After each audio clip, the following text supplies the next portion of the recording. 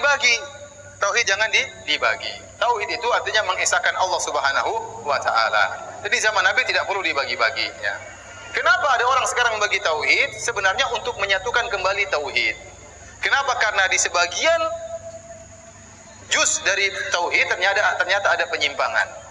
Dahulu saya tanya, para sahabat semua percaya menciptakan alam semesta Allah atau tidak? Semuanya percaya. Para sahabat tidak ada yang berbuat syirik, tidak ada yang minta kepada penghuni kubur, ya. Tidak ada yang pergi ke dukun, ya, sehingga mereka dalam hal ini juga benar. Dan para sahabat semuanya mengatakan yang tahu ilmu gaib hanyalah Allah Subhanahu wa taala.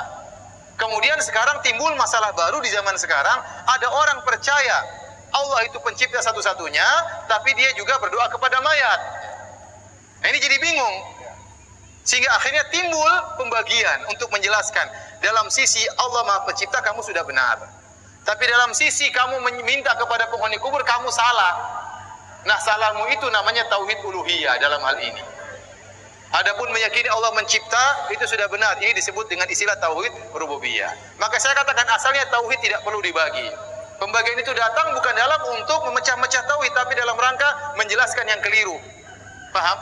Seandainya tidak ada kekeliruan, tidak perlu ada penjelasan. Dan pembagian ini hanya sekedar untuk penjelasan. Ini mimbabil bayan untuk menjelaskan. Sebagaimana orang Arab dahulu tidak ada yang membagi. Bahasa Arab terbagi menjadi fi'il kata kerja, isim kata benda, huruf tidak ada, tapi kenapa dibagi untuk bisa menjelaskan dengan baik. Zaman Nabi juga tidak ada bagi, bahwasanya hukum terbagi menjadi wajib, sunnah, mubah, makruh, haram, enggak ada. Nabi tidak pernah ngomong demikian. Tapi para ulama menjelaskan agar mudah memahami. Oh ini wajib, oh ini sampai ke derajat wajib, ini cuma sunnah, ini mubah. Pembagian itu dalam rangka untuk menjelaskan. Nah, Anda mau bagi tauhid menjadi berapapun terserah, yang penting jangan salah menjelaskan. Oleh karenanya ada para ulama bagi tauhid menjadi dua. Ada ulama bagi tauhid menjadi tiga. Tatkala mereka menemukan penyimpangan dalam berbagai macam bidang, maka mereka membagi tauhid menjadi tiga contohnya. Ternyata didapati ada orang menyimpang dalam masalah asma wa sifat. Ada yang nolak sifat. Maka dikatakan, oh ini kesalahannya dalam tauhid yang berkaitan dengan nama-nama dan sifat Allah. Oh ini kesalahannya mereka minta kepada mayat, ya.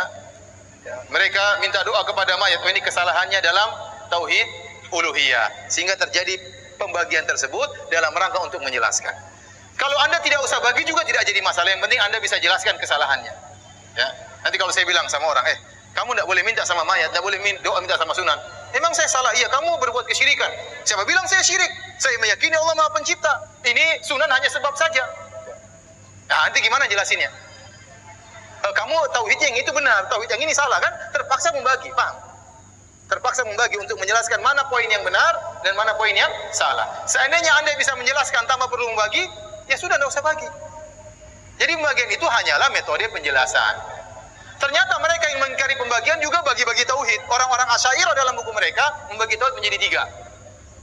Mereka mengatakan annallaha wahidun fi dzatihi, wahidun fi af'alihi, wahidun fi sifatihi. Mereka mengatakan Allah itu Maha Esa dalam zatnya, Maha Esa dalam perbuatannya, Maha Esa dalam sifat-sifatnya. Bagi tiga atau tidak?